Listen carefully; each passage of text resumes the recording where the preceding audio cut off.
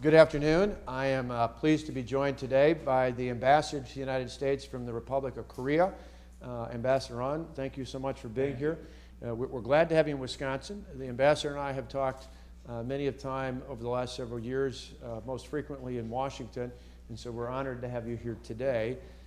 Part of the reason why it's appropriate for us to be making this announcement upon the Ambassador's trip here today is because in September of this year, we're pleased to announce today that through the Wisconsin Economic Development Corporation, I'm going to be leading a trade delegation to the Republic of Korea.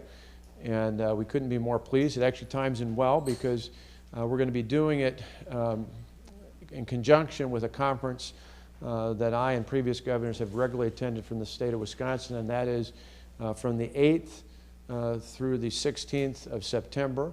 The first half of that time frame, I'll be in Tokyo for the Midwest U.S.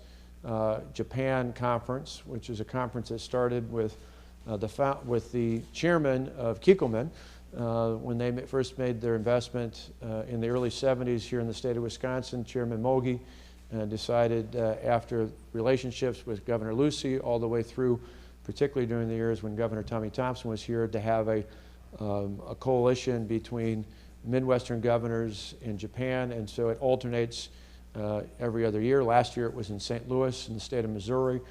This year it's in Tokyo in Japan, and so I and representatives, governors, and other representatives from the 10 Midwestern states will be there.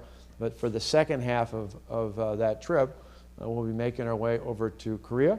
And Ambassador Ahn was good enough to invite me earlier this year to come, and I said, well, let's do this while timing's right. We know that it was close proximity to tie this in with our other travels, and so we're thrilled to do that. I'll let him share a little bit about the good things happening in South Korea, as most Americans think of the Republic of Korea.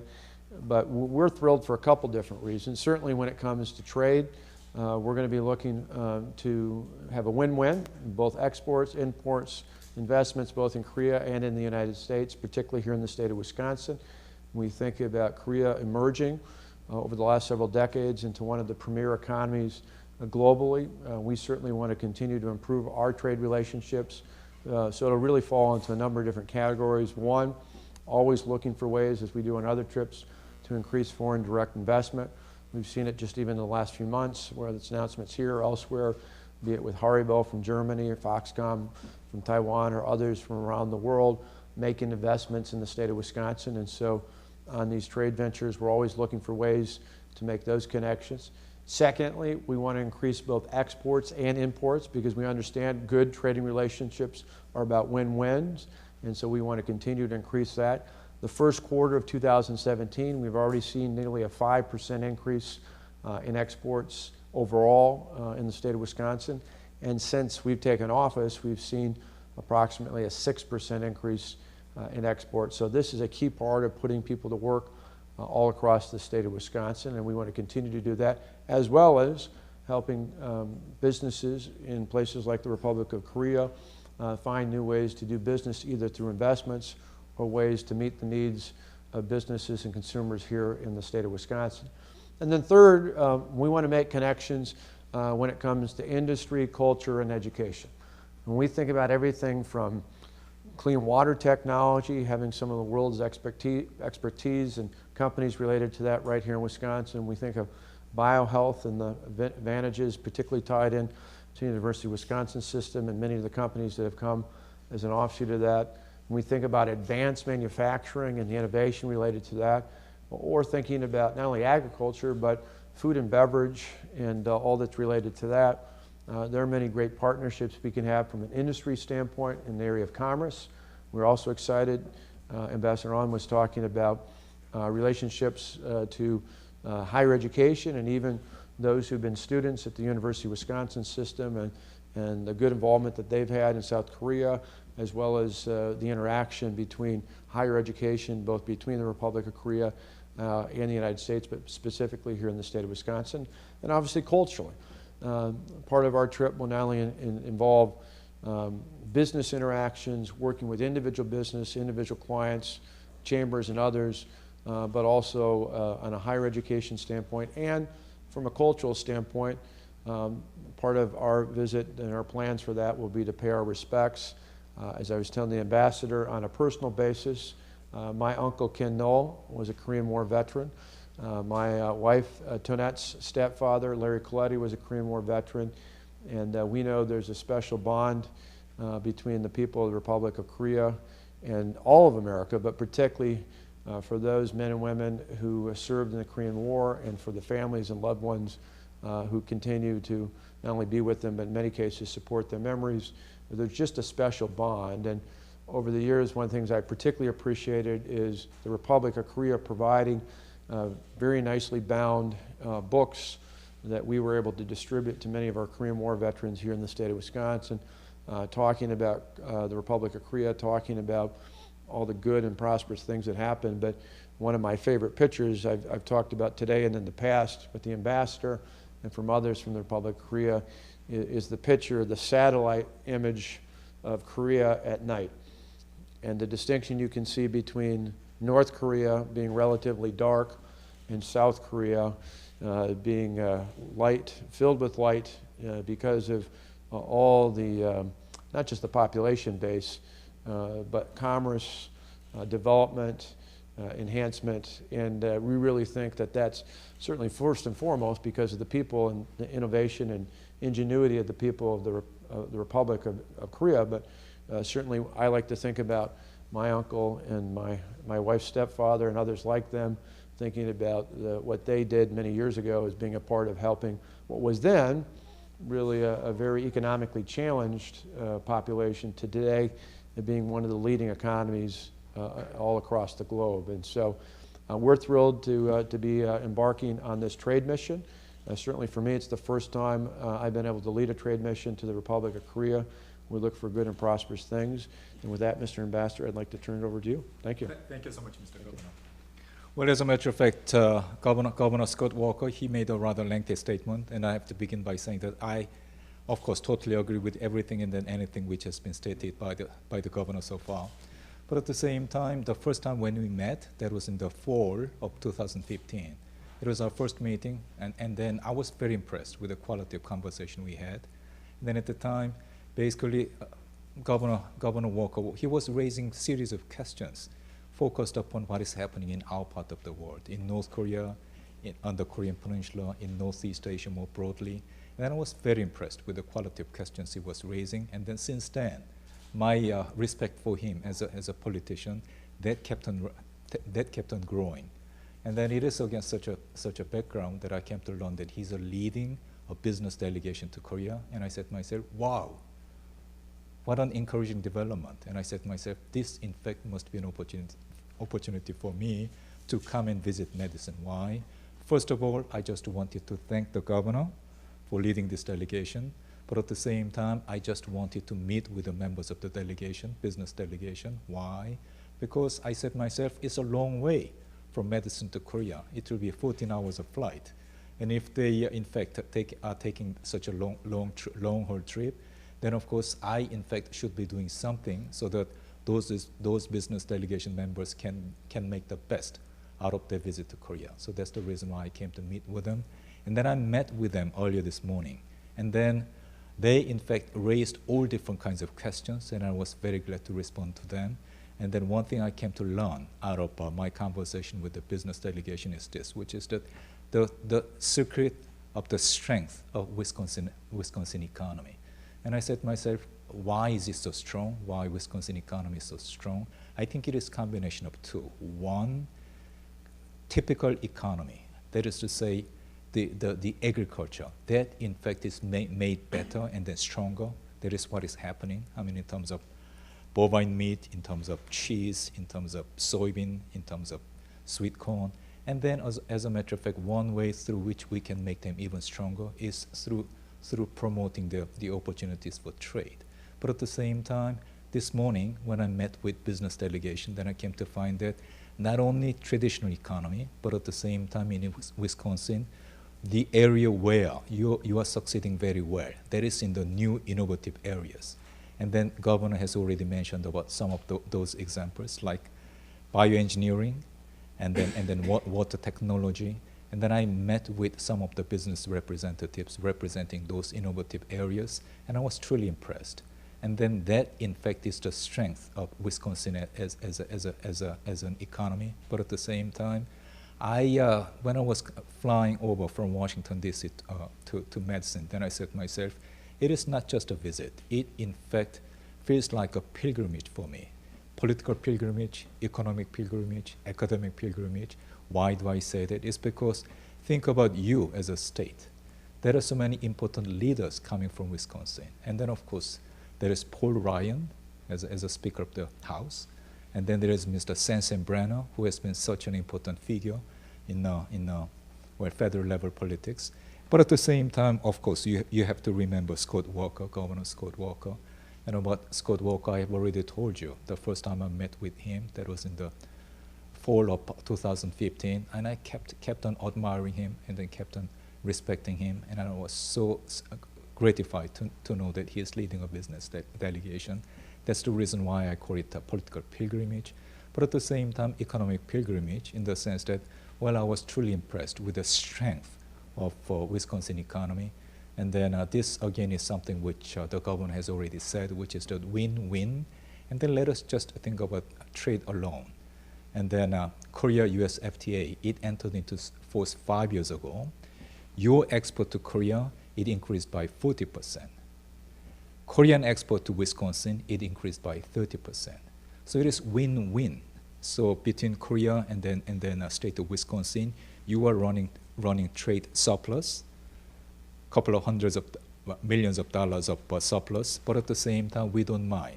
This, in fact, is an equilibrium, and then we just want to, well, enhance this equilibrium to a higher level.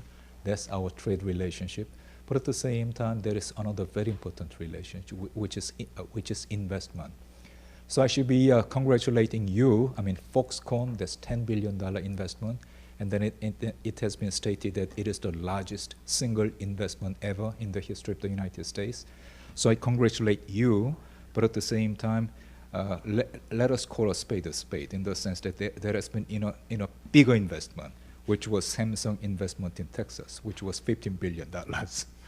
But having said that, well, again, I should be telling you about this investment relationship between Korea and the United States.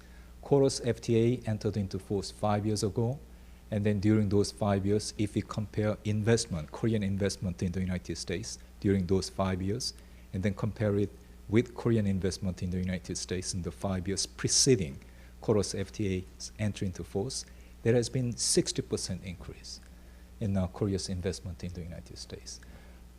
But at the same time, most of the investment has been made in southern states. I just told you about Texas, and then other investment have been made in other states.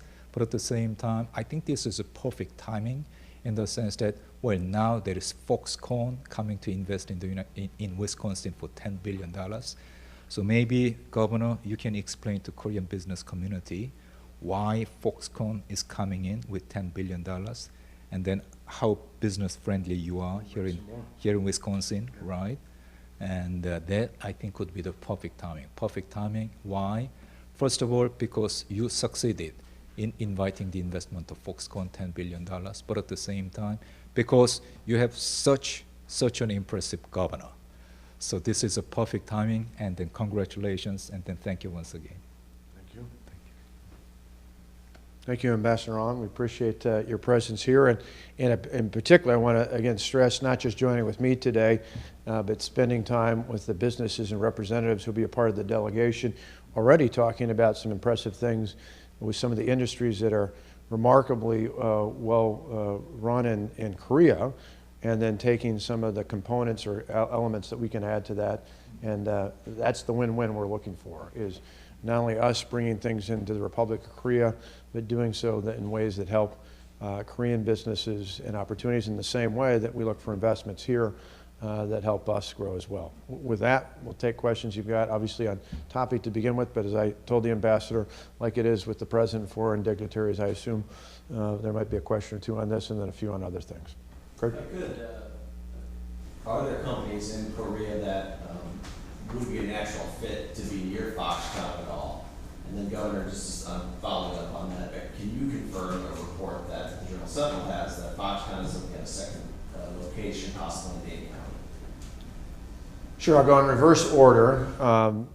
Well, I think any of the speculation, and right now I'd say right now it's just that, speculation about additional sites in the state is really driven by the fact, as the ambassador talked about, beyond just this specific example, that people around the world are taking note of Wisconsin. We were once a bottom 10 state, we're now a top 10 state for business. We've changed the business climate to improve manufacturing capacity. From an international basis, traditionally we had, for example, had not even been on the list of most interested parties because of right-to-work laws in some states in the South and not those in Wisconsin. Obviously, we've changed that over the years. We've cut the tax burden, we've eased the regulatory burden, we reined in frivolous and out-of-control lawsuits, we improved our education environment to tie it in to manufacturing needs in particular, but also in advanced areas beyond that. We've done just a whole series of things that make us much more appealing, not only here in the Midwest or across the United States, but around the world. And so even before we made our announcement a week ago at the White House, I said, it's not surprising to me that any global company, no matter where they come from, is interested in Wisconsin. And so any further speculation on Foxconn is really dependent on other things that might be happening that would affect the marketplace for them. So we're ways off. If we get closer to that, we'll give you information about that if we learn more in the future. But in terms of Korea, I think even this morning some of our discussions were on a couple of high-tech companies that were interested in some of the representatives who were going to be on this trade mission and some of the components that they could provide for some of the things they're doing with semiconductors and other areas. And so with trade missions, we try to make sure we get as many meetings and as many opportunities as possible, set up the experiences. That's why the ambassador being here is so helpful to help kind of direct where these companies and industry representatives should be focused on. But obviously we won't know the details of that until we get to September and make our way to Korea. What kind of incentive package might be put in place for something like this Dane County? So we've got a number of sources saying Dane County is being seriously looked at. Would you put together an incentive package that would have to go through the legislature, or do you think you could handle that just with existing programs?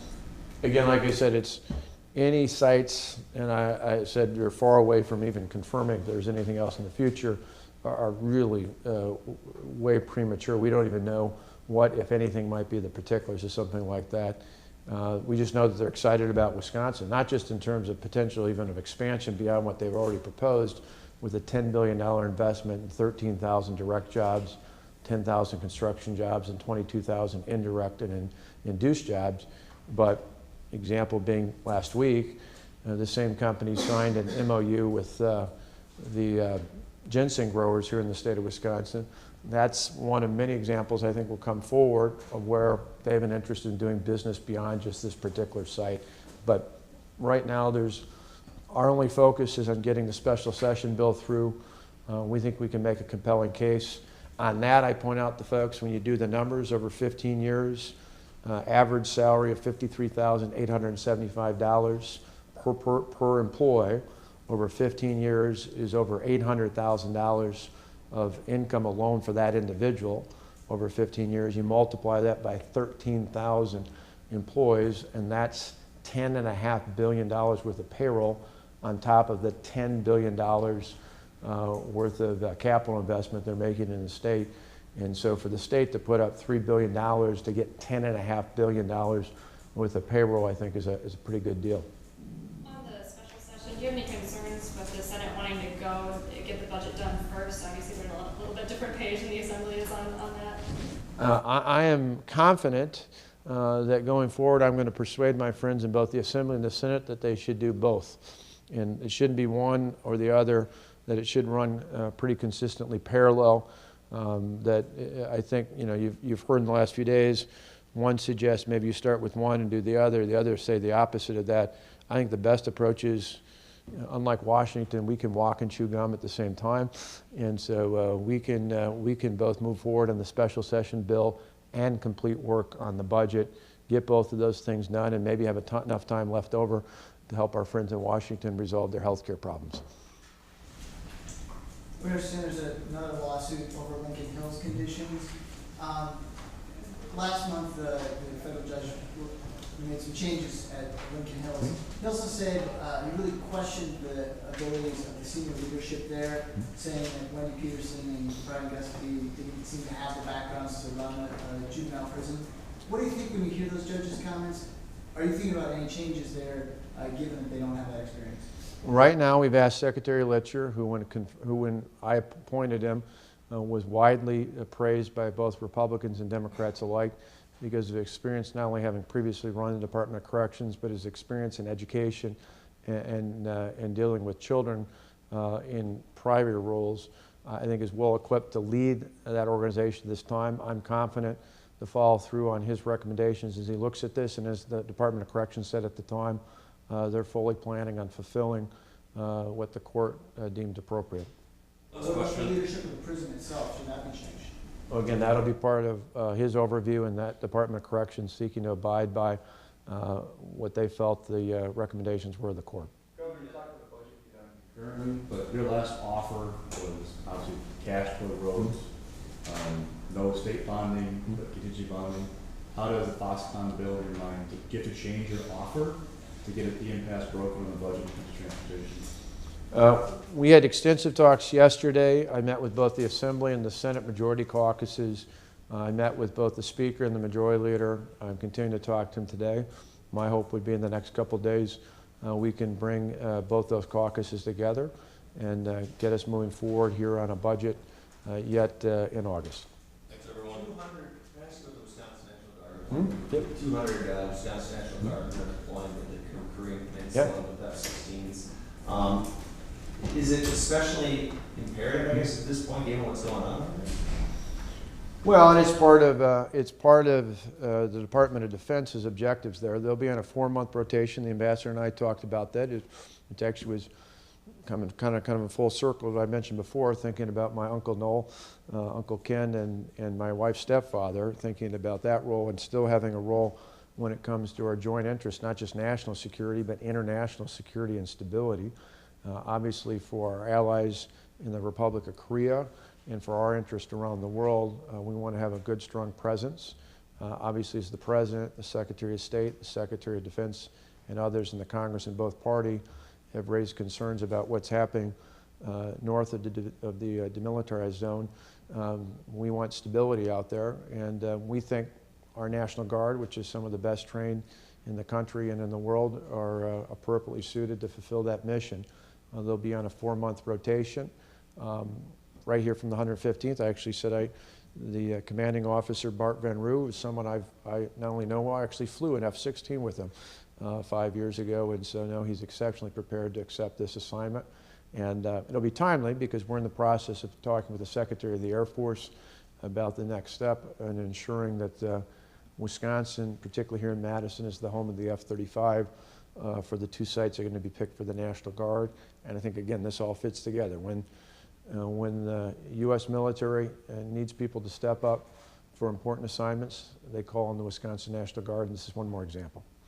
Thanks, everybody.